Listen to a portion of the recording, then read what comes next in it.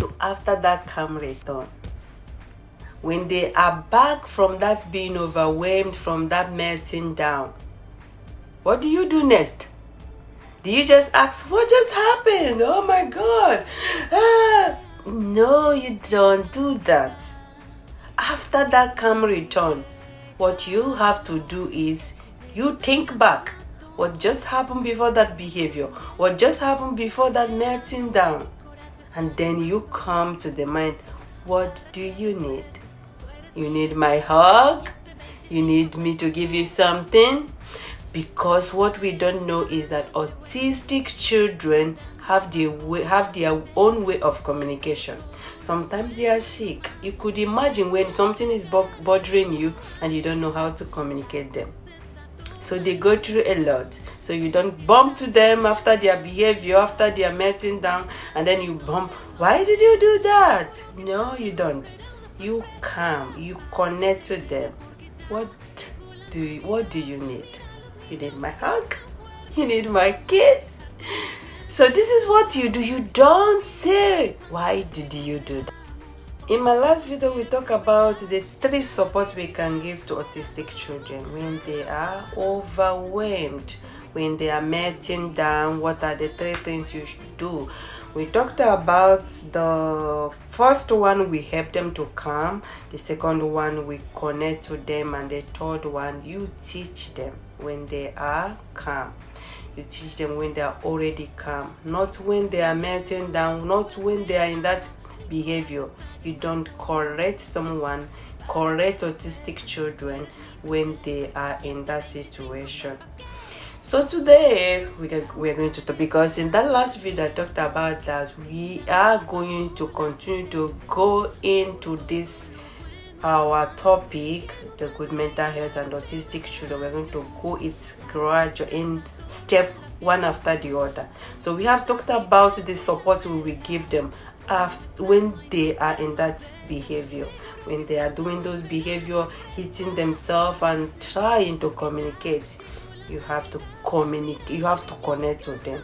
And today we are talking about what we can do after the calm return. When they are done, when they are okay, what can you do?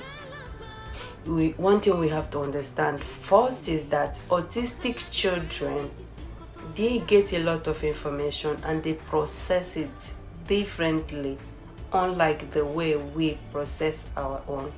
So when they melt down, there is something that triggered that, and that is what we have to understand. Like I said in my previous video, I said that when they are calm, you ask, what do you need?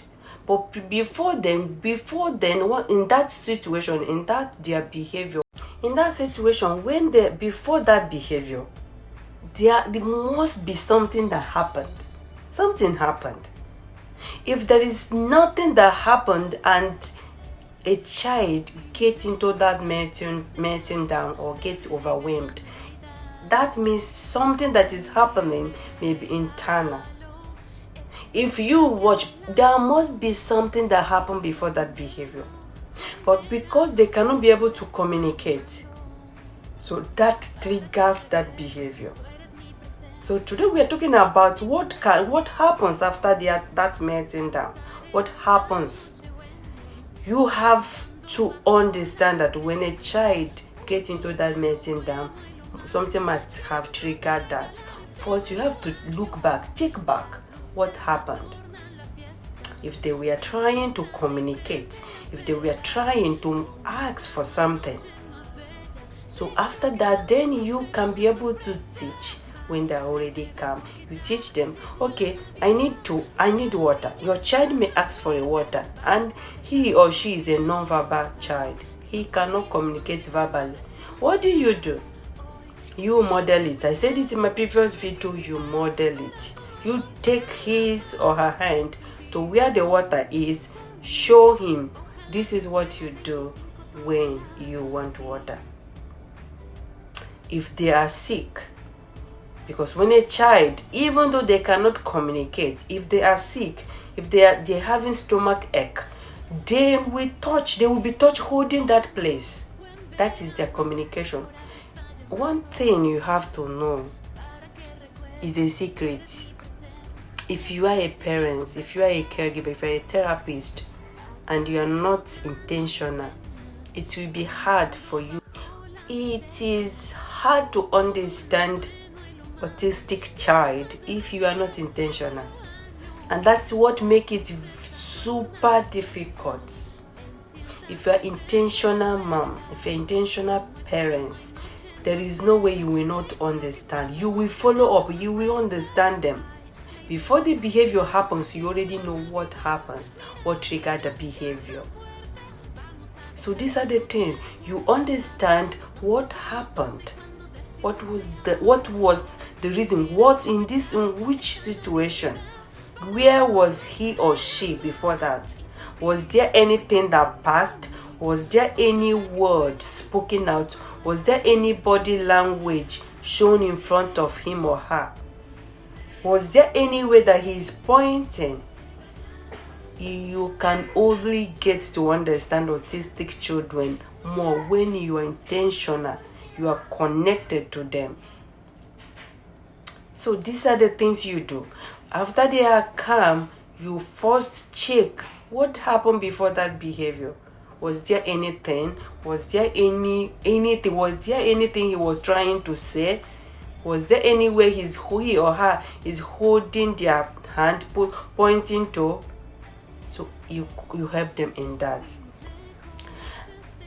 You model the behaviors, like these are the things. Okay, if you needed water, if you needed my hug, if you needed my kiss, you try not to judge them, but try as much as you can to guide them, to let them in, for them to understand it's okay to have a time. There's a time like this, people get overwhelmed. It's okay to feel the way you feel, but let's do it this way. If you wanted water, if you have problem, you can use visuals. If they're asking for cup or asking for hug, because one thing we have to know more is that they cannot communicate, and because of this they can get overwhelmed at any point, at any time. It's like you when you need something, you ask for what you need, you go, you chop, you get whatever you need. If you have headache, you get your Panadol, you take it. But for them, they don't communicate, and these are the things that makes them, they can get overwhelmed at any time. They can just get melted down. They can just feel overwhelmed and act to show that I am being bothered, I need something. So try to be intentional as you can to understand them. If once you're able to understand them, once you're able to connect to them, you can be able to know when that behavior is even about to happen, so you can stop it. Because if you know that my child is almost asking for, like he says he wants to drink water, you can just give, okay, model it, okay, come, I'm gonna. So asking that, what do you need? Can you get a hug? Do you need a kiss? These are the things that makes them so happy. So let me remind you again, autistic doesn't mean you are disabled. It means you have your own way of processing. So do not, as a parent, as a caregiver, as a therapist, do not be overwhelmed when the child is overwhelmed. Because when you bring two hot things together, what happens? When you put a lighter in a gas, it gets burst. Yeah. So the fire will come. But when you are calm, when you connect to them, after that behavior, after that period, you can be able to understand them. They will feel heard, they will feel included, they will be connected. Remember, autistic children is not disability. Autism is not disability. And when you are able to connect to them, understand them, you can be able to help them. But when they are having that a lot of information and they are not processing it accordingly, and you as a caregiver, as a parent, is adding, maybe by your face, the way you look at them, you show them that you are also overwhelmed when they are overwhelmed. So you are not helping, you are increasing. You are not adding another thing to their mind. So now they are autistic, and now they are not having good mental health. Remember, we talk about the good mental health and autism. So see how it's connected. If you are not giving your child the attention, the connection they need, they are not only going to be having that overwhelmed every time, but they will also have their mental health will not be stable. They will not be happy. So please, thank you so much for watching, and remember, autistic children don't need to be fixed.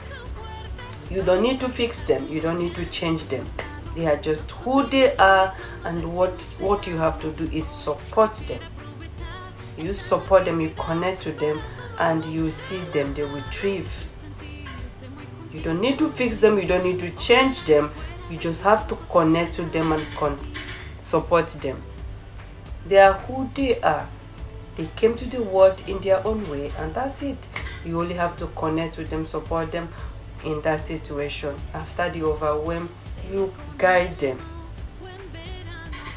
What do you need? Thank you so much for watching my YouTube, being here in my YouTube channel and watching. We continue to talk about this. I said it earlier that this is a conversational YouTube channel. Sorry. Please, if you are coming here and you watch my video, you have any question to ask, please go ahead and ask me. If you have any suggestion to make, if you have anything to tell me, I am very, very, very eager to hear you. Thank you for watching. See you guys in my next video.